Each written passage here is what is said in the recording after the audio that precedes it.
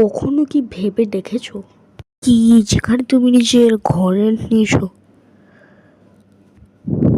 সেই জায়গাটায় কিছু আজব হলে?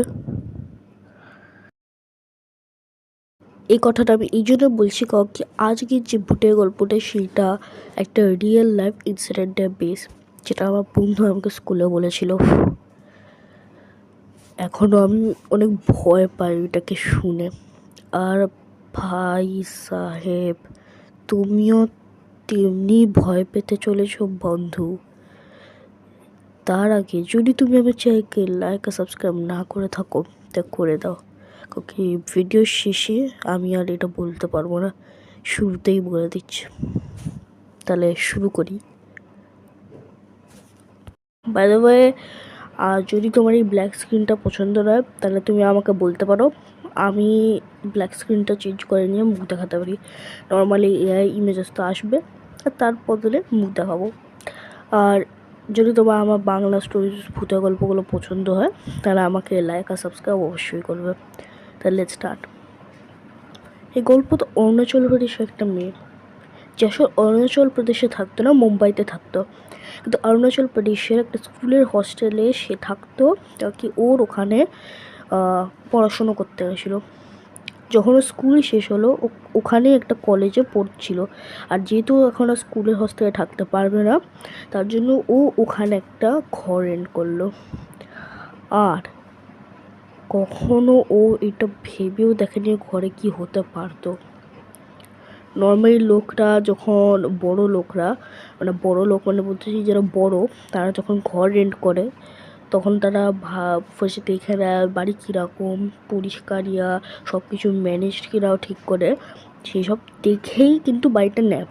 কিন্তু ও এইসব জানতো না, সেই জন্য ও বেশ টাকা দিয়ে ওটাকে রেন্ট করে নিল কোনো ক্রমে। আর ওই যে বিক্রেতা যে বিক্রি করতে চাইছিল বা বিক্রি করছিল ওকে, সেও কিন্তু অনেক তাড়াতাড়িতেই ওকে ঘরটা রেন্টে দিয়ে দিল।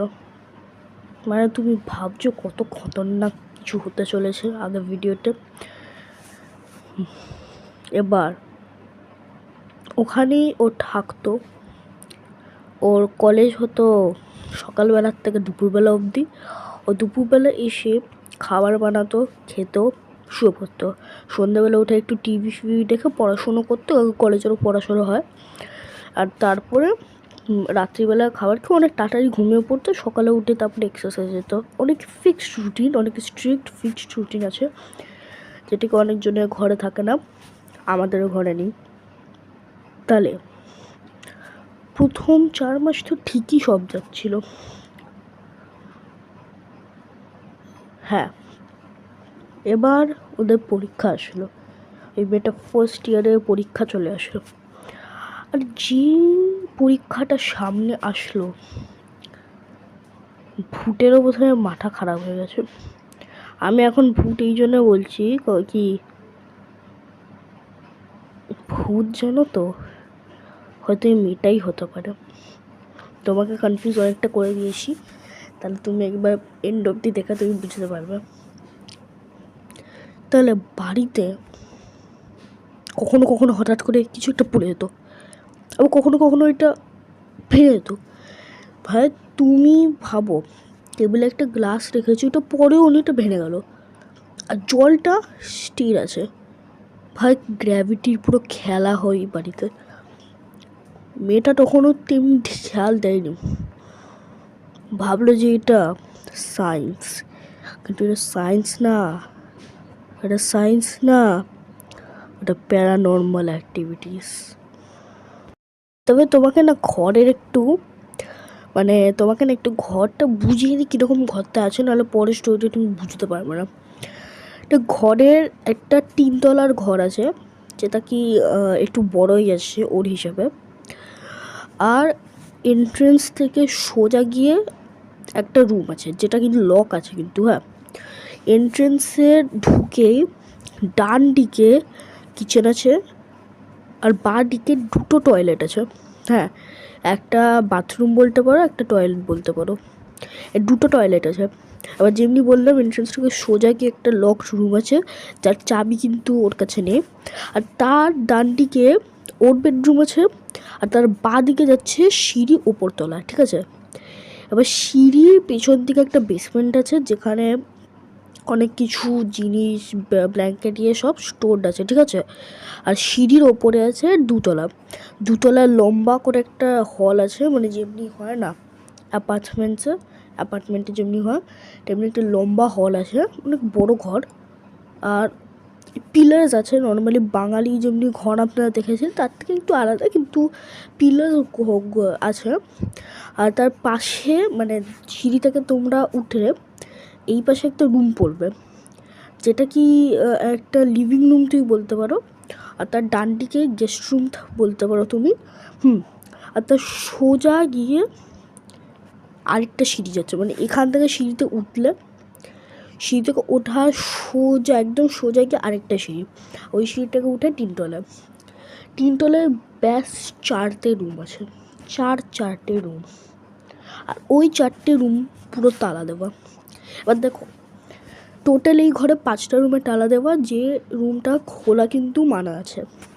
এবার সেটা ওনার আগে থেকেই ওকে বলে রেখেছিল, তো তেমনি খেয়াল দেয়নি, আর এমনি ওকে খেয়াল দেওয়ার কোনো দরকার নেই, ও মানে মাইন্ড করেনি কিচ্ছু এটা নিয়ে। মানে কিউরিয়াসিটিটা ও জানেনি যে হ্যাঁ কেন বলেছে আমাকে, বানা কেন করেছে। তাহলে এবার দেখো ওপরে ছাদে যাওয়ার একটা রাস্তা আছে বাইরে থেকে, ঠিক আছে। বাইরে থেকে একটা মানে মই হয় না, মই বাংলায় আমরা মই বলি, ল্যাডার, ওই লম্বা একটা সিঁড়ি যায় ছাদের দিকে, পুরো দেওয়ালের সঙ্গে ওটা আটকানো, মানে ভাঙা কোনো চান্সেস নেই, ঠিক আছে। পুরো ছাদের দিকে গিয়ে একটা ট্যাঙ্কার আছে ওখানে, ট্যাঙ্কারটা একটা রুমের ভেতরে ছাদেরই। আর তার পাশে 4টে চেয়ার লাগানো। আর তার ঠিক আগে একটা রুম আছে যেখানে একটু কল ফলের সিস্টেম হয়, তার ওই পাশেও একটা বাথরুম রাখা হয়েছে, যে ওই ওল্ড ইন্ডিয়ান স্টাইল বাথরুমগুলো হয় মেঝের যেমনি হয় তেমনি। তাহলে তোমাকে আমি পুরো ঘরের কীরকম আছে ঘর আউটস্কার্টটা পুরো বুঝিয়ে দিয়েছি। এবার শোনো গল্প, তুমি ভালো বুঝতে পারবে। যেমনি বললাম কিচেন, ঘরের এন্ট্রেন্সের ডান দিকে। তাহলে এবার দেখো ও কী করতো, কলেজ থেকে আসতো, ব্যাগটা ওর বেডরুমে রাখতো। ওর বেডরুম হচ্ছে সোজা গিয়ে ডান দিকে, মানে ওই লক রুমের ডান দিকে ওখানে রাখতো। আর ওখান থেকে বেরিয়ে এন্ট্রেন্সের ডান দিকে কিচেনে গিয়ে খাবার বানাতো। খাবার বানানোর পর যখন খাবারটা হতো তার মধ্যেই জামা কাপড় চেঞ্জ করে পরে আবার খাবারটা নিয়ে খাবারটা খেয়ে নিত, তারপরে ওর বেডরুমে গিয়ে শুয়ে পড়তো। এবার ও কখনো ছাদে মানে কখনোই ছাদে যায়নি। একদিন হঠাৎ কারেন্ট চলে গেল, ও জানলা দিয়ে আশপাশে দেখলো যে সব ঘরের তো লাইট জ্বলছে। ও ভাবলো যে হয়তো এখানে শর্ট সার্কিট হয়েছে, তো এখানেই হয়ে গেছে, এখানেই কারেন্ট গেছে। তাহলে ও গেল ওই বেসমেন্টে। এবার দেখো বেসমেন্টে কিন্তু ইলেকট্রিকের সিস্টেম আছে পুরো, তো ওকে বেসমেন্টে গিয়ে যদি একটা ইলেকট্রিকের সিস্টেমটাকে অফ করে দেয় আবার অন করে, এটা ঠিক হয়ে যায়। এটা একটা কমন ব্যাপার ওই ঘরে হয়, যে কিছু আলাদাই ছিল সেটা আমরা আগে জানবো। কিন্তু নর্মালি ও গেল ওখানে, অফ অন করে এটাকে চালালো, পুরো লাইট চলে আসলো, আবার খেতে বসে গেল। তখন ও খাচ্ছিল, মানে এটা মনে রাখবে এটা রাত্রিবেলায় গেছে, তখন ও ডিনার করছিল, মানে প্রায় 9:30 10টার মধ্যে ও ডিনার করে ঘুমিয়ে পড়ে। এবার ও প্রায় খাবার শেষ হয়েছে, পুরো হয়নি, তখনই কিচেন থেকে অনেক কিছু, মানে এত ভারী কিছু পড়ার আওয়াজ আসলো। ভারী কিছু, অনেক বেশি ভারী, মানে একটু হাতে ওঠানোও যাবে না, কোনো বডি বিল্ডারও ওঠাতে পারবে এরকম একটা আওয়াজ পেলো। ওর পাশে গিয়ে দেখলো, ভাই সাব, পাশে গিয়ে দেখলো একটা ব্যাস ছোট স্টিলের গ্লাস পড়ে পুরো ঢুকে গেছে মাটিতে। আর ওটা এতটা ভেতরে গেছে যে লাগছে যে পুরো পৃথিবীর মাঝখানেই চলে গেছে। কতটাই বা ভাড়া হবে ওর, তাও এতটা নিচে চলে গেল। হ্যাঁ, এবার এত আনএক্সপেক্টেড ঘটনা ঘটতে লাগলো। গ্লাস হঠাৎ করে ভাঙা, কিন্তু জল ওই শেপেই থাকা। হালকা একটা স্টিলের গ্লাস একদম মাটির ভেতরে ঢুকে যাওয়া। এই ঘটনাগুলো এখন এতটাই এক্সট্রিম, মানে এত এক্সট্রিম ঘটনা তো ঘটতে পারে, এটা নর্মাল নয়। ও বুঝে গেছিল, কিন্তু ও এইটা বুঝেনি যে এটা কোনো অন্য শক্তি হতে পারে। ও ভাবলো যে এটা কেউ প্ল্যান করে করেছে। ও ডিসাইড করলো যে ও বিল্ডিং ওনারের সঙ্গে কথা বলবে, কিন্তু বিল্ডিং ওনারকে যখনই ও ফোন লাগায় ও জীবনে আর ফোন তোলে না।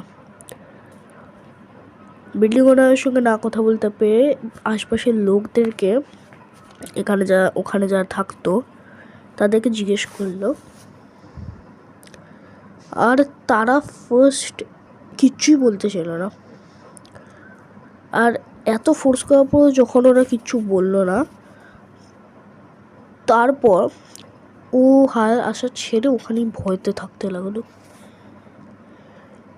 এত দূর তো ঠিকই ছিল, ওর কোনো ক্ষতি হয়নি। তো কেমন যেন বলে না, যে কেমন যেন লাগে না যে কেউ আমাদের সঙ্গে থাকছে, আমাদেরকে দেখছে, আমাদের সঙ্গে খাবার খাচ্ছে, একটা ফিলিং হয়। সেটা ও কিন্তু ফিল করতে পারছিল, এই ফিলিংটা ওর মধ্যেও আসছিল যে ওর সঙ্গে কেউ আছে। এবার ভাই সাহেব একদিনও শুচ্ছিল, ধাম করে একটা আওয়াজ হলো, ধাম করে। মানে ও এতটা মানে শকিংলি উঠে দৌড়ে গেল আওয়াজের পেছনে, দেখলো সারা মাটিতে রক্ত ছড়িয়ে আছে, পুরো গ্যাস আগুন লাগানো, আর ওখানে যা কিছু আছে সব পুরো কালো পুড়ে গেছে পুরো। এবারও বুঝে গেছিল যে গ্যাস ব্লাস্ট হয়েছে, কিন্তু গ্যাস কী করে ব্লাস্ট হবে? আমি তো গ্যাস চালাইনি, মানে গ্যাস চালিয়েছিলাম কিন্তু ওটা একটু বন্ধ করে দিয়েছিলাম। আর রক্ত, ও ভাবলো যে হয়তো গ্যাস লিক হয়েছে, রক্ত হয়তো কোনো এখানে জন্তু ইয়া মানে নর্মাল অন্য কোনো জন্তু এখানে ঢোকে, ওদের এটা কুকুর ঢুকে যায়, বিড়াল ঢুকে যায়, তারাও ব্লাস্টের সঙ্গে ইয়ে হয়েছে আর রক্ত পড়ে গেছে। কিন্তু যদি ব্লাস্ট হয়েছে তাহলে ওর কিছু কেন হলো না? মানে ওর তো ওই রুমের একদম পাশে ছিল। ব্লাস্টটা এমন হয়েছে, এটা পুরো লিমিটেড অ্যামাউন্টে, মানে একটা পুরো রুমের মধ্যেই হয়েছে এই ব্লাস্টটা, ওর বাইরে আর যায়নি। করিডোরে, ডোরের বাইরে, ডোরের পেছনে কিচ্ছু নয়, শুধু রুমের মধ্যেই যা জিনিস পুরো ব্লাস্ট। এবার ও গেল গ্যাস সিলিন্ডার চেক করতে, আলাদা একটা করিডোরে রাখা। ভাই ওর পুরো ঠান্ডা একটা হাওয়ার পেছন থেকে চলে গেল। গ্যাস সিলিন্ডার তেমনি ছিল যেমনি রাখা ছিল, এক ফোঁটা আঁচড়ও আসেনি ওতে, ওটা স্টিল ওয়ার্কিং, ওটা এখনও কাজ করা যেত। মানে এরকম কোনো সাইন নেই ওটা লিক করে ফেটেছে। তাহলে কথাটা হলো এই ব্লাস্টটা কী করে হলো? আমি এই আনএক্সপেক্টেড অ্যানোমালিজের কথা বলছিলাম, যা ঘটনা। আবার এগুলো আরও বেড়ে গেল। আর তেমনি একদিন যখন ওই মেয়েটা ঘুমাচ্ছিল, হঠাৎ করে একটা ছুরি ওর হাতে ঢুকে গেল। ও জোরে চিল্লালো ওয়া করে, পুরো হাত থেকে রক্ত বেরোচ্ছে বাবা। এবার তো ও এত এত ব্যথা পেয়েছে, ও সোজা দৌড়ে গেছে ওই ওপরতলায়। আর বললাম না উপরতলার ডান দিকে একটা গেস্ট রুম আছে, ওই গেস্ট রুমে ওখানে একটা মেডিকিট রাখা থাকে, যেটাকে ওখানেও রেখে দিয়েছিল। ওখান থেকে মেডিকিটটা উঠে চাকুটা ফার্স্ট খুললো, মানে চাকুটা হাতের ভেতর ঢুকে গেছিলো, ওটা সরালো, অল্প ঢুকেছিল, ওপর থেকে পড়েছে তো প্রেশারটা একটা ছিল, ঢুকেছে। তারপর ব্যান্ডেজ ছোটো ছোটো জল দিয়ে এবার ঠিক করে নিল নিজেকে একদম ভালোভাবে ঠিক করে নিল, কোনো প্রবলেম হলো না। কিন্তু ব্যথাটা তো হলো, প্রবলেম হলো না কেন বলছি, প্রবলেমও হলো ব্যথাও হলো, মানে আসলে ডাক্তার ডাকতে হলো। কিন্তু ওর অবস্থা খারাপ হতে থাকলো, পরীক্ষার পর ওর অবস্থা সত্যি খারাপ হতে থাকলো। এবার সেকেন্ড ইয়ারের পরীক্ষা আসছে, কিন্তু ওর তো আর কোনো খোঁজই নেই।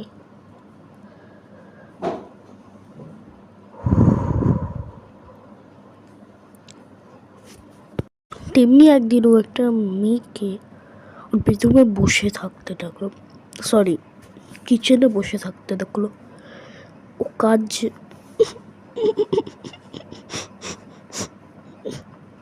আর ও একটা কথা বলল, तुम सब मुझे छोड़कर चले गए, क्यों मुझे अकेला इस जगह में छोड़कर चले गए।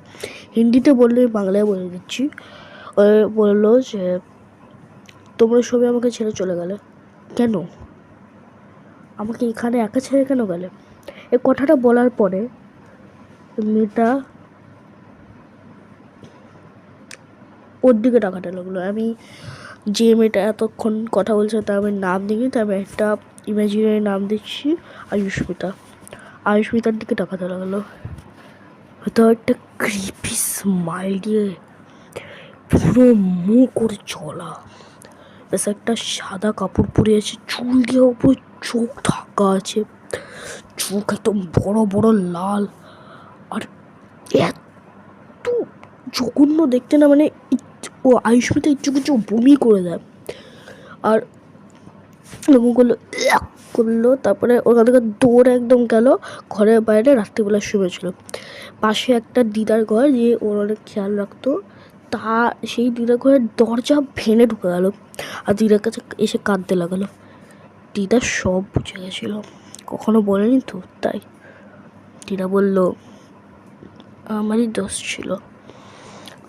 দোষ ছিল, সেদিন যদি আমি তোকে বলে দিতাম যে কি আসল ঘটনাটা হয়েছে, আর যদি তুই এই জায়গাটা ছেড়ে চলে যেতিস তাই ভালো ছিল। ওই দিদাটা ওকে বলল যে কয়েক বছর আগে, প্রায় 5-6 বছর আগে, একটা মেয়ে এখানে থাকতো, সে মানে ও নিজের পরিবারকে ছেড়ে এখানে চলে এসেছিল, আর ও এই দিদার সঙ্গে ভালো সম্পর্ক রাখতো। কিন্তু একদিন হঠাৎ করে একটা অনেক বড় ব্লাস্ট হলো এই ঘরে। পরে এসে দেখা গেলো যে ওখানে সিলিন্ডার লিক করে ব্লাস্ট করেছে। আমি একটা ছোটো কথা বলতে ওখানে ভুলে গেছি, যখন ওর ঘরেও ব্লাস্টটা হয়েছিল পার্টিকুলার রুমে, ওখানে সিলিন্ডার লিকের না একটু যেমনি গন্ধ আর একটু আওয়াজ করে সেটা আসছিল, তাই জন্য ও ভাবলো সিলিন্ডার ব্লাস্ট করেছে। তা পুরো ওই অংশটা, শুধু পার্টিকুলারলি ওই অংশটায় ব্লাস্ট করেছিল, আর বাকি কিচ্ছু হয় না। তারপরে ওখানে পাওয়া গেল ওই মেয়েটার ডেড বডি, মেয়েটা মরে গেছিল। পরে ভালো করে জানা গেল যে ও ওখানে সুইসাইড করেছে, আর ওটাও ডিপ্রেশনের জন্যে। কাকু পরিবার ওকে খুব ফোর্স করতো, ও পরীক্ষায় ফেল কিচ্ছু করতে পারবে না এইসব বলে, তার জন্য সুইসাইড করলো। আর তারপর ওরই ভূত ওই ঘরটাকে হন্ট করে। আগে যদি দিদাটা আয়ুষ্মিতাকে এইসব বলে দিত তাহলেই ভালো ছিল। এই কথাটা শুনে আয়ুষ্মিতা অনেক ভয় পেয়ে গেছিল, আর ও অনেক দিন ধরে কোমায় চলে গেল এই কথাটা শুনে।